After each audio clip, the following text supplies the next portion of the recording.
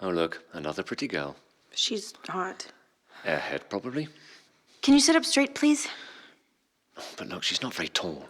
If she could just grow an inch or two, maybe. Her boobs are a bit small. She's really skinny. Bet she never eats. Her face is a bit weird. Big forehead. I just don't know what we'd do with her. You know, she said she's thinking of starting a business. That's sweet.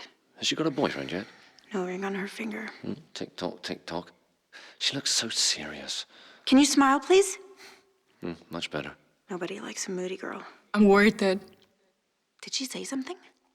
I am worth it. No matter the size of the room you're in, someone is always going to find a way to make you feel smaller than you are. And when you speak up for yourself, people can get nervous.